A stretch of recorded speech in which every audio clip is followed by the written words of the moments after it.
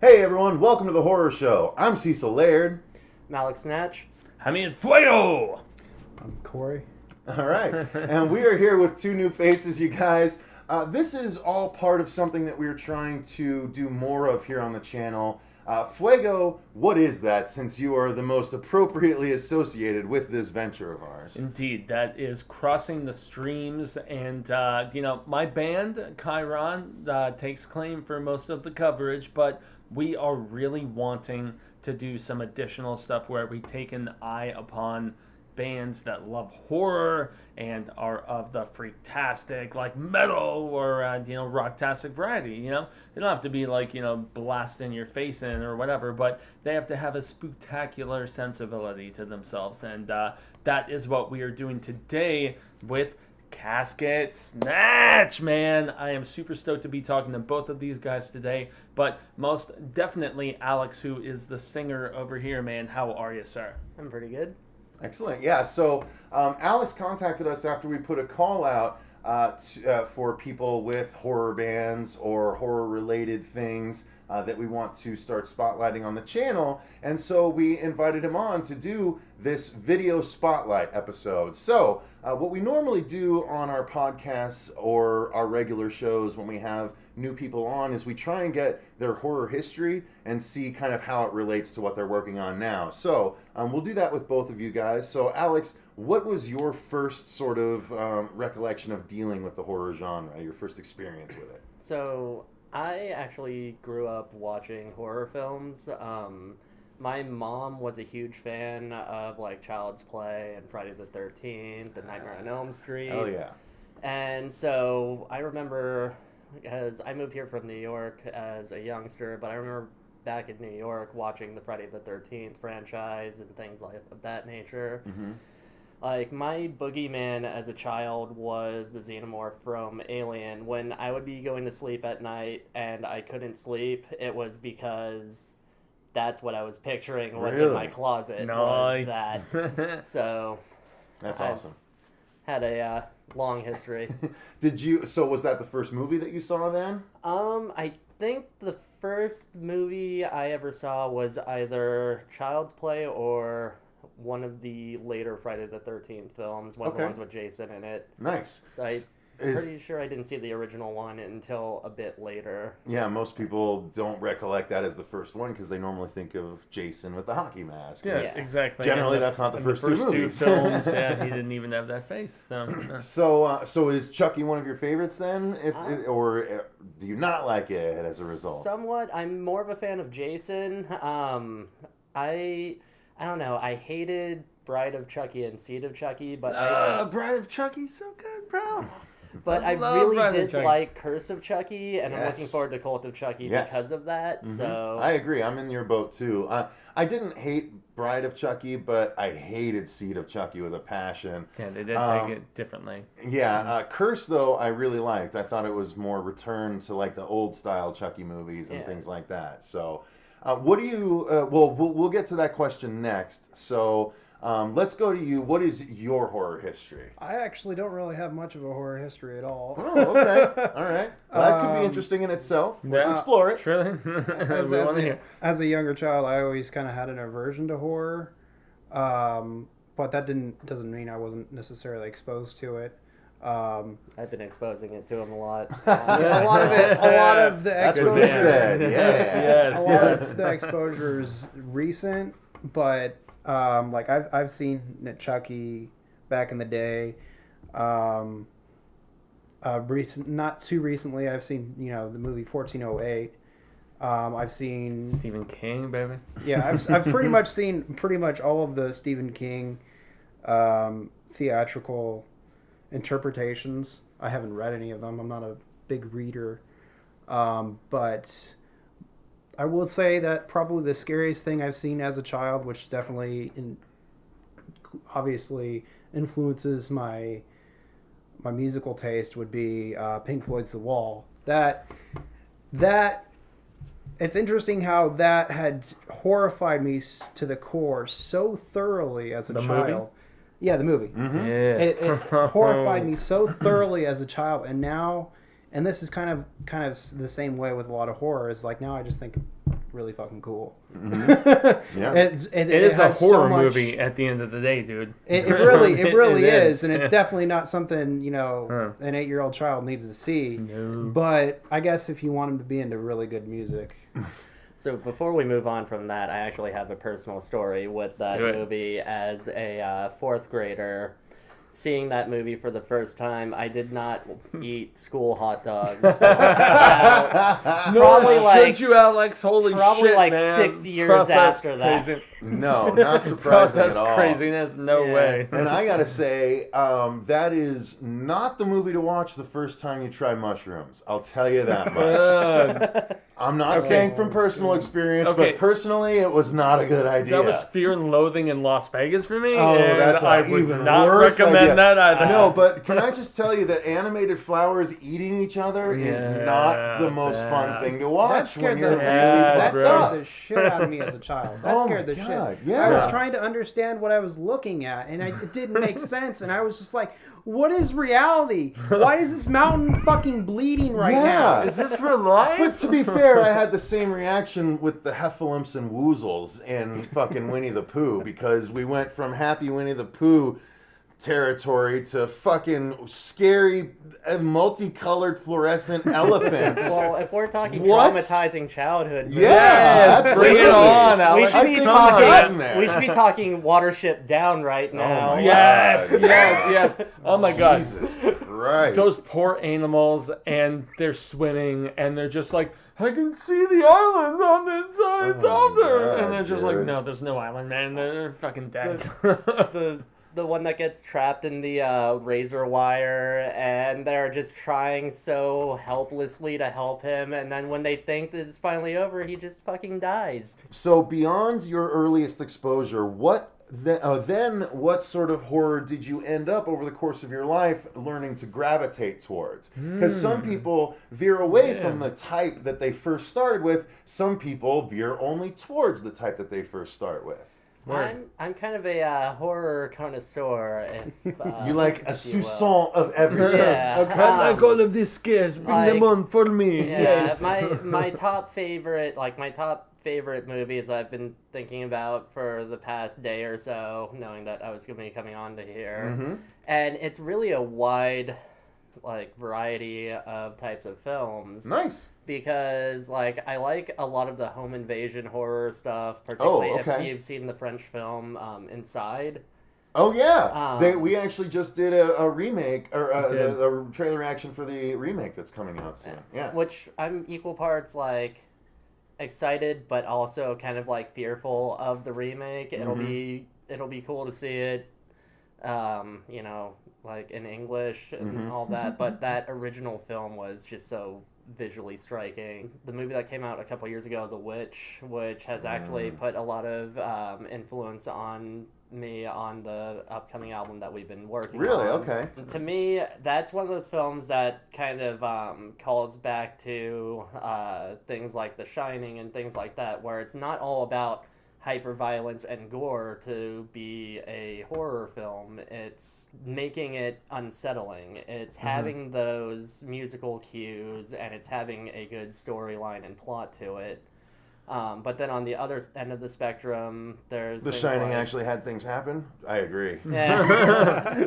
That's true. It took a little bit longer, but Yeah, to me, it's one of those films where it's if you come from a religious background, you can see it as a scary type of oh my god, the devil, But coming from a non-religious background, you could see it as a person kind of finding their own path and choosing their own way to do things, and kind of a, expression of that kind of finding your own freedom type of thing. That's and fair. that's something that I found really interesting with that film. Well, it's definitely complex with the pure range of reaction to the film. Yeah. Quite frankly. Yeah. What was your next evolution from the earliest exposure? Where did you tend to lean towards after that? I'm kind of in my own, still in the same area, but I also kind of acknowledge now that a lot of horror stuff is just kind of cool. Mm-hmm. I always kind of went into it with a perception, which is probably the same reason why I don't like pro wrestling is that I go into it trying to take it in a certain way, but I'm supposed to take it in a different way. Whereas like pro wrestling is just supposed to be like entertainment, like whereas like I kind of go into it trying to take it seriously. And that, that obviously sours a lot of movies and a lot of media for people because they're trying to perceive it a certain way. I kind of am trying to perceive horror in a different way where I'm not necessarily trying to get scared. I'm trying to just take in something that I think is really, really fucking cool. Nice. Like with the recent It remake. I wasn't scared at all, but I thought that movie was fucking awesome. Amen. Those kids I thought it was were great, man. I find that opinion so fascinating because we just did a live call-in show about that, and we had someone call in that said that exact thing. Like, I love the movie. I really love the movie, but I wasn't scared at all. And I'm left befuddled by that because it's trying to scare you. So how can you love it if it didn't achieve its core function? I guess I'm just kind of more in the same area, but also open to different experiences because obviously I'm older now, so I'm not afraid to get scared of stuff as much. I kind of leave that to my own psyche to do some things, a lot with like sleep paralysis. There's been some pretty freaking terrifying experiences. Even recently, we just actually moved into a new house, and there's 2 doors in my room. There's one to the back door, and there's the front door, obviously to get through the house. And before that, I had the cable installer in my room, and he went through that back door, and he came back. So naturally, I'm going through a lot of stress because of a new house. And midway through sleep, I'm kind of like laying on my side, looking down past my feet towards the door because the door is at the end of my feet, and I see the door. I see light coming through it, like it's being opened and then closed, and I'm like, oh my god, somebody's breaking into the house right now. So I start kicking my feet to wake myself up. This is all totally true because when I woke up, the back of my heel was sore. I didn't realize what the heck did I hit it on. I was actually hitting it on my bed frame, so I was hitting my foot so hard that it was hitting the bed frame. But the reason why, fortunately, what calmed me down was like, when I woke up, it was pitch black. So obviously, it wasn't during daytime that this occurred. This didn't happen at all. This was obviously a figment of my imagination, kind of brought on by a little bit of sleep paralysis. I've got a couple more stories that are just doozies. That's where I say mostly, but not so much about home invasion, but a lot about abduction, which I think a lot of abduction stories just come from sleep paralysis and an overactive imagination. Because it's some scary shit. It's interesting how I don't need to go to media to be scared out of my wits. I can just wait for myself. There's to a movie stress. that came out recently called Dead Awake that is about sleep paralysis, if you'd be interested. Actually just came out. I haven't seen it yet, but... Even Hush, man. I mean, that had some of those elements. Yep, that's true. Okay, so the last thing I want to do before we get into the other reason you guys are here is I want to do sort of a lightning round. I know you said you're a fan of sort of all of the aspects of horror. I want to know what you feel about it, too. So let's just go through real quick. So we'll start with slasher. Always fun. Always fun. Okay, slashers. Jason. There you go. so Jason sorts. Okay, cool. I like that. Torture porn. Also always fun. Okay, like your Saws, Hostel.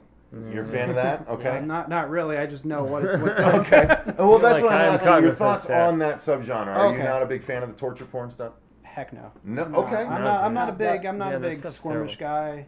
I mean, blood doesn't make me throw up, but I mean, I don't really want to see somebody taking it. I mean, it is kind of interesting to see somebody take a chainsaw to the head, though. I can't deny that it isn't interesting to see something morbidly intriguing. Morbidly intriguing, but I don't go out of my way to see it. Okay. For me, the 2 first Hostel films are my favorite of the torture porn genre. The Saw films, I felt like 2 were good, but then after that, it just kind of became okay. Yeah. We get it. I'm finding that out. It's a soap opera. A soap opera, but with good gore. So next up, Home Invasion. I'm a huge fan of it. Actually, we have a song called Because You Are Home that is influenced by The Strangers. Nice. Good one. Supposedly a sequel in the works. Yeah, sequel coming. Home Invasion.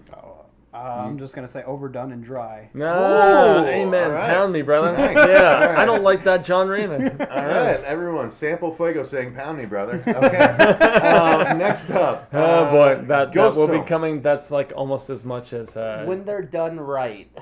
Okay. Things like Crimson Peak, I found like visually appealing. So gothic horror you like? Yeah. Guillermo and del then so you're going to be in line for The Shape of Water, Guillermo's next movie. I'm extremely excited about Same, that. bro. Things like The Shining and stuff like that, yeah, but Not so much Insidious or Conjuring. the Conjuring films I actually like. Okay. Insidious, no. Okay. All right, that's fair. That's fair. Yeah. What about you? I'm sorry, what was The ghost films. Ghost films? Effective. I think they're effective. I mean, like, I can't remember which Paranormal Activity it was. This is the one with the girl and the webcam and going back and forth. 4. Okay, yeah. See, that's one of the more recent ones. I know. Actually, the worst of the series, in my everybody opinion. says it. Alex is even saying, Worst of the series, yeah. But I'm like, this is coming from a totally objective opinion that Sure. I don't search these movies out. Sometimes they're really fucking cool, like 1408 had a huge impact on me. But that Yeah. I was kind of scared of stuff in that. Like, I didn't think it was a great film. It wasn't a great film. It really made me not want to ever buy an Xbox because they're lame as fuck. But I mean, I'm sorry. You'd rather I give didn't. your I money didn't mean to to. Sony? I didn't. I mean, every game. No, I'm not. I'm not picking one out. I'm not picking out. It felt effective to me. It was effective for scariness. It wasn't necessary. It wasn't a good film though. Okay, I think I'm down to like the last couple. True Life / Serial Killers. They're never done. I've seen one. I've seen one that I liked. I think it was just called Bundy. It was on Netflix. Okay. It was about Ted Bundy, and like the first. Surprising. I thought it would have been about Al, but all right. The first. I'm actually a huge. I just caught that. Okay, I fucking good, all love right. Married with All Children. right, sweet. All right, thank But that one was the only serial killer film that I've seen that was actually good. I liked how the first half of the film, it almost painted him as this kind of goofy, kind of like could have been played by Jim Carrey type of person. Okay. And then it goes further into it. There was a movie about Pogo that was pretty decent as well that I'd caught on Netflix. Other than that, like every other one of those movies that I've seen has just been like so just fictionalized and overly fictionalized. Things like the Ed Gein film that has what's his name that played Jason in it? Kane Hodder? Kane Hodder, Right. yeah. That movie was awful. Like I sat down expecting to watch a movie about Ed Gein, and it was basically like, all right, let's like Texas Chainsaw the fuck out of this. Okay. Like, Gotcha. yeah. Not so good. Okay. What about you? We're talking about Serial killers, semi-real. live horror, real life horror kind of stuff. Yeah. So not necessarily like documentary. Can be, Okay. can be Zodiac, can be whatever. See, that stuff to me is more love effective Zodiac.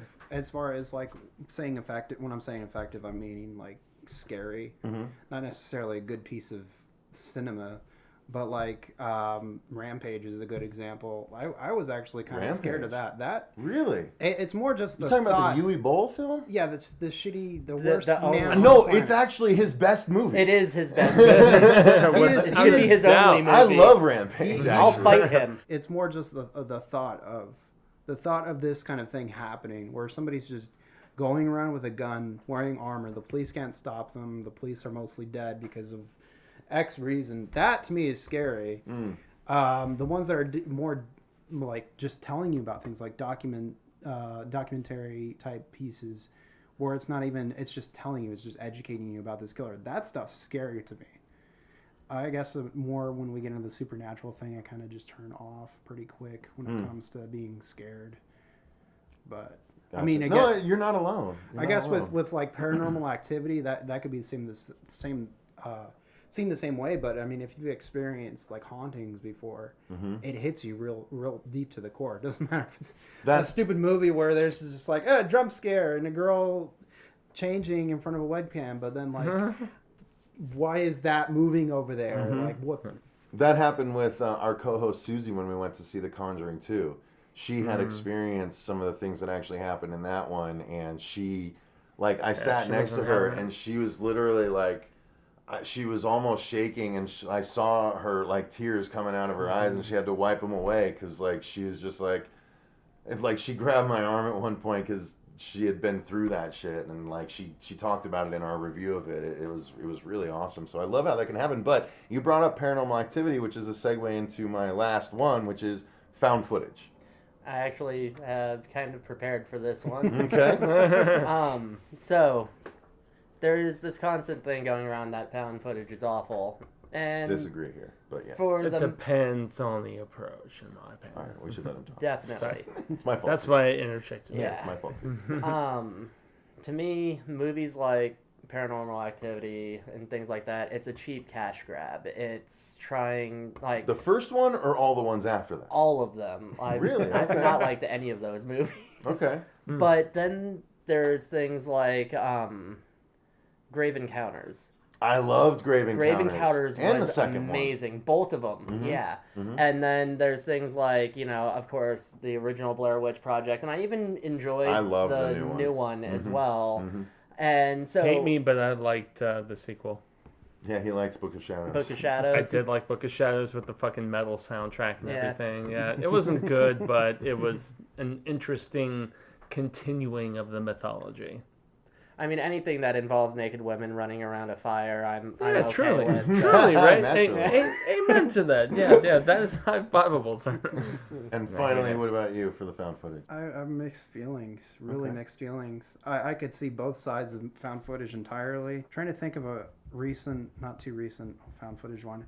All I can think of is District 9 when it comes to found footage, because that I There's a felt lot of like that in there. it's it's not horror obviously, but it's a good example of mixing, because you can't just like It do was found found footage footage, and yeah. have necessarily a good movie that doesn't make people sick at a certain point. People are going to get sick when it's found footage the whole time. So it's like it's a good hybrid of the two. But I would just be okay with the genre not existing, just because of the simple fact that I don't want to get sick, and I want to have an angle where I can see what the hell's going on. Or- I understand it's cool to like hide things away and make things kind of like, oh, you don't know what's happening, it's all in the mind, and that's true, it's effective, but like it gets you sick though You when could it's just- found footage, when it's just like George A. Romero shoehorn in there. Oh, we edited this together right at the beginning of the film, so that it like makes sense for it to not really be found footage, Yeah. but it's found footage. Yeah, exactly. But yeah, before we move away from found footage horror, movie that completely surprised me with how well done it was and just how good it was, because me and my lady went into this just expecting like, enjoying it for the shit show that it was, but The Visit from M. Night And The Shyamalan. Sham Hammer. You like that one, Fuego? I liked it too. Mm-hmm. Yeah, I mean, it was so much You guys better are than... on the same wavelength, you two. I swear to I God. can tell. He's a kindred spirit over here. Awesome guy. I'm a bigger fan of The Happening.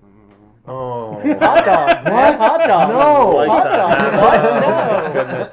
Hot Those dogs, they have plants a are cool going to shape. get you, buddy. Those plants. Watch out for the Oh, that plants. fucking weird hot Yeah. dog guy. Yeah, they've got a cool Jesus shape. I think hot Christ. dogs get a bad rap. Oh, God. Hot dogs. Did you get hot dogs?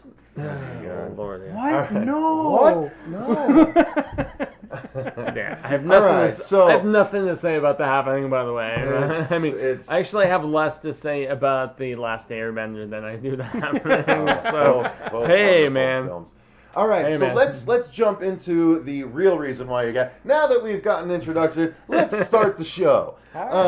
So let's talk about why you're actually here, both of you guys, and that is to talk about your band. So why don't you start off, Alex, and tell us, how did your love of horror segue into your band, and where the hell did the name come from? yes. Okay. I love the name. So I guess we're going all the way back now. I actually would like to hear why we're called Casket Snatch too. This guy's the newest That's member. awesome. So I used to be a part of a band with actually my rhythm guitarist and a few other friends from high school called Shadows of Lucifer. I was going through a weird Nice. black metal time. I don't Interesting. know. You don't need to Yeah. make So were excuses. you Yeah. like a Yeah. so what, Behemoth or?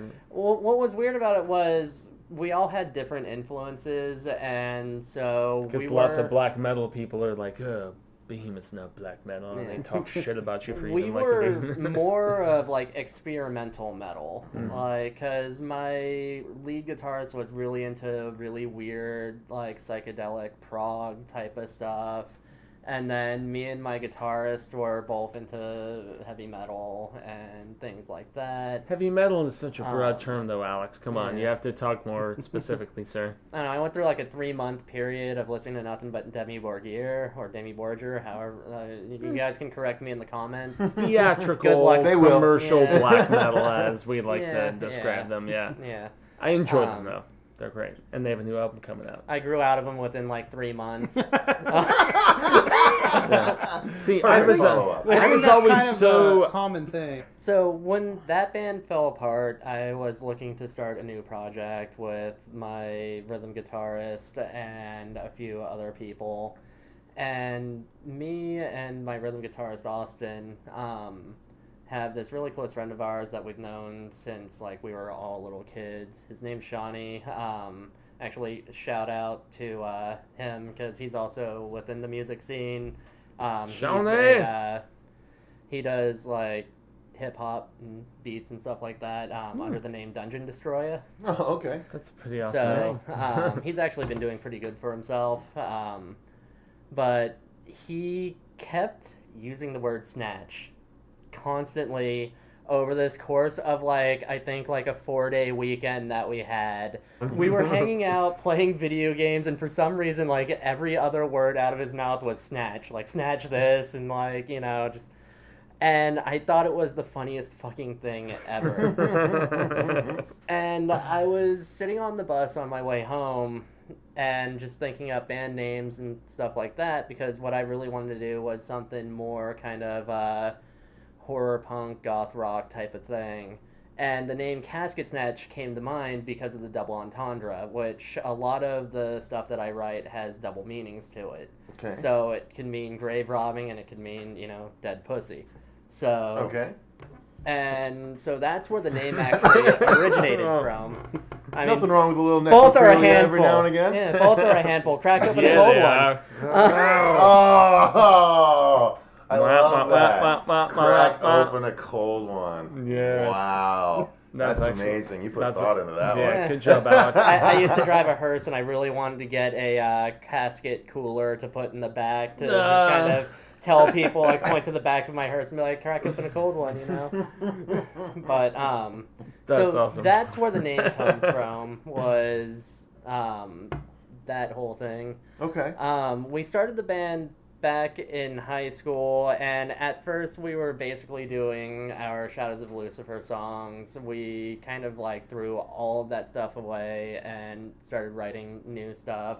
It was just a kind of like placeholder for the time, so we wrote new stuff and had the old stuff still there in the mix for playing live shows.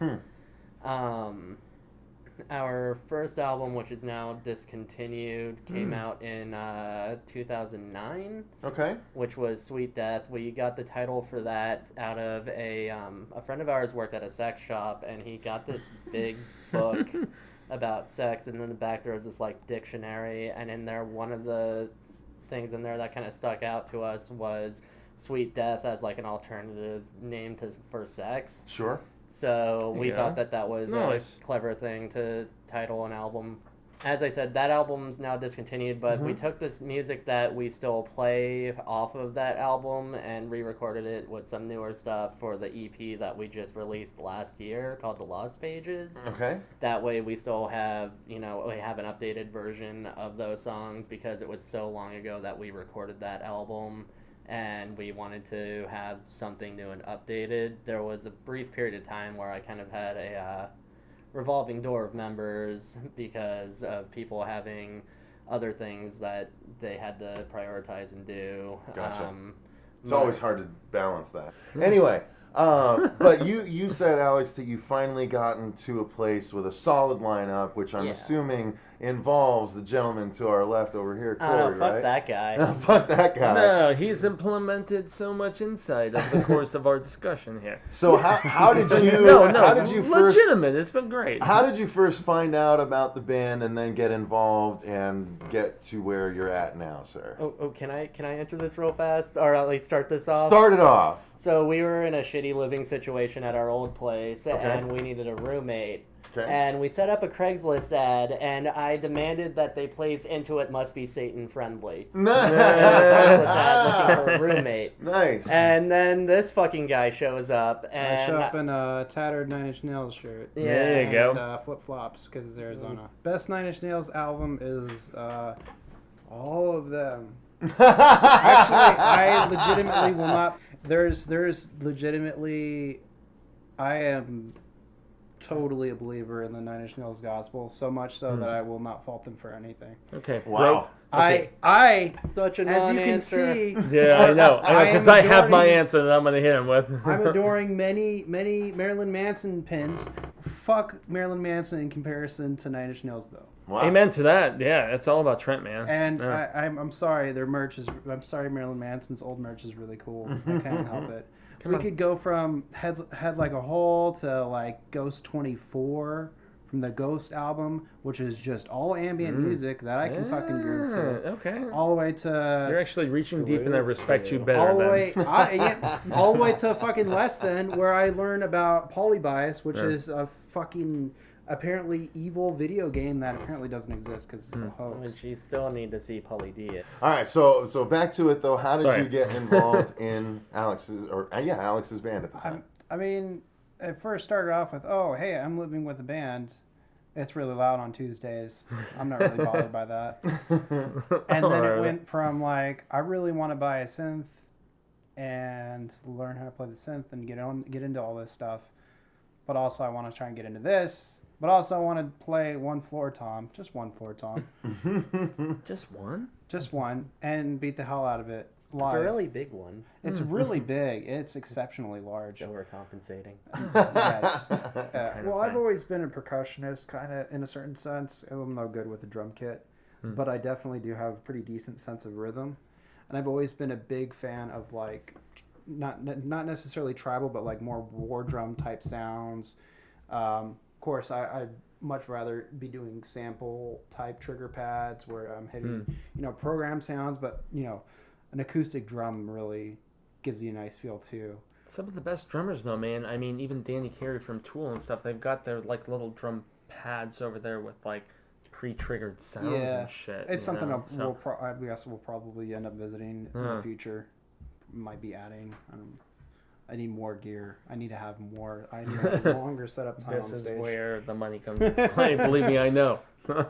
So let me ask you guys then, what are both of your hopes for the band? Like, what are your goals as far as what you want to do? Do you have like a 6 month, a 1 year, or anything like that? Like what you want the band to get to or anything like that? Or is it just like we just fuck around? What, not to die? No, we want to die. And live on in infamy.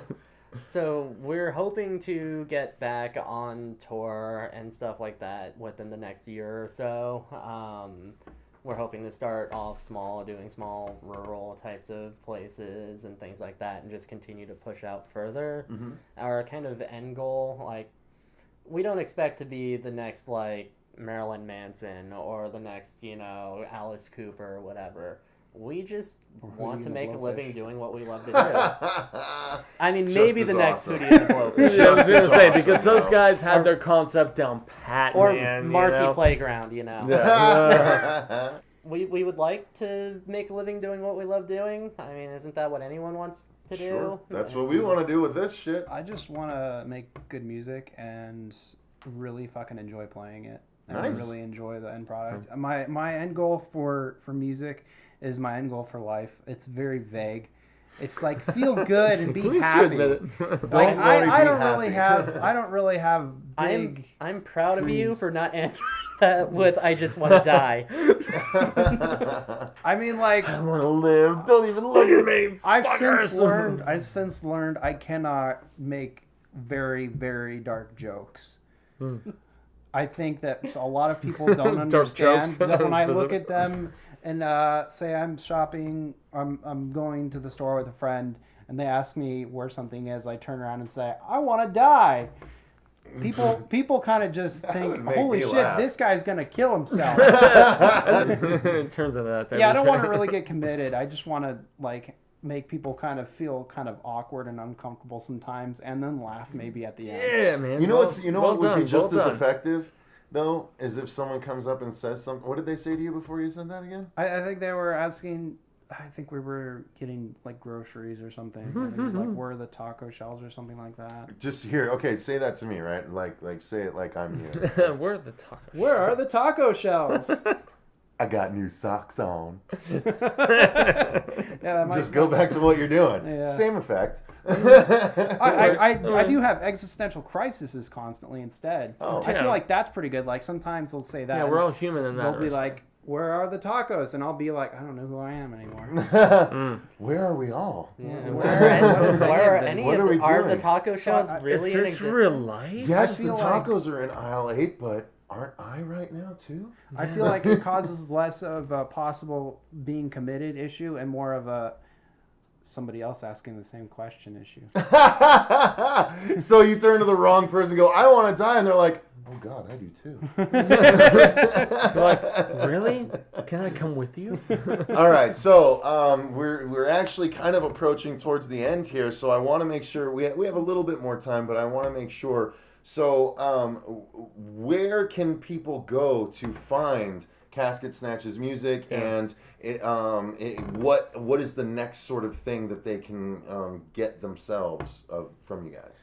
Okay, so you can find us on Facebook, facebook.com/official casket snatch. Okay. Really? There's unofficial Casket Snatch pages out there? Who knows? All right, go ahead. There's our Reverb Nation page, which is connected to our Facebook page, which is where we primarily release songs on and things of that nature. Yeah, that's the one that I looked at. Check that shizzle out, yo. Good stuff. And then we are working on a Bandcamp page right now for an online shop.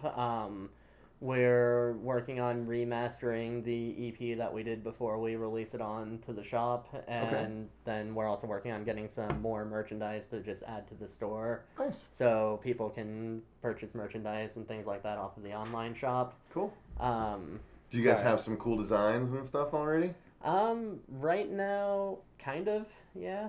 What's the logo? Is there a logo, or is it just a fonted Casket Snatch? It's just a fonted type of thing for right now. It's really spooky though. Is it? Spooky.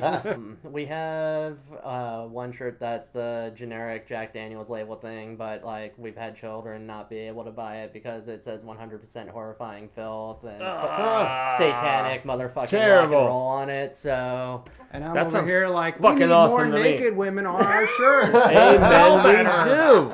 but yeah, so those are the places that you can go to find our music and merchandise. I'm Cool. sorry, I'm Italian. I talk with my hands. I thought it was I'm my hands. like boobs. Boobs, you know. Boobs are great. Okay, and are they able to just download some stuff, or does it cost them a little, like $1 or $2, or what's the deal?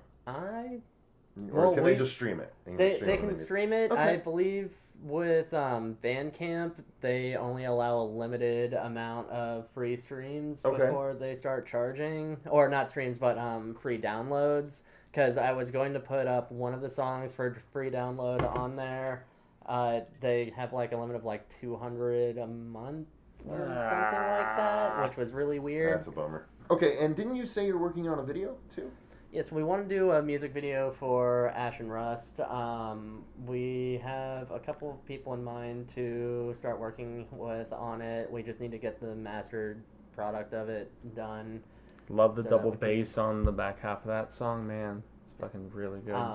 The video concept that I have for it is going to be pretty intense. It's a reworking of a story that I never finished a couple years ago. Originally, it was like a kind of pseudo Slenderman type of thing. I'm reworking it into a more so demonic entity type of thing. Okay. And it involves child cannibalism, so Going that's deep all I'll say. Going deep with it. I like Child's it. eating children, or children eating adults, or adults eating parents- children? Usually with Parents child being forced to cannibalism. eat their children. Oh, So good God, man. Interesting. All right, good to hear. I love it. All right, guys, so that's going to do it for this episode of The Horror Show, this spotlight on Casket Snatch. And luckily, these guys have agreed to let us do a world premiere of one of their songs right here as soon as this episode is done. So, we thank them very much for their time, for coming on the show and talking to us. Thank you guys very much. But until next time, I've been Cecil Laird. I'm Alex Natch. I totally do. Gracias haben having fuego. I'm Corey. And remember, Stay scared. Stay scared. Yeah, better late than never. Casket snatch.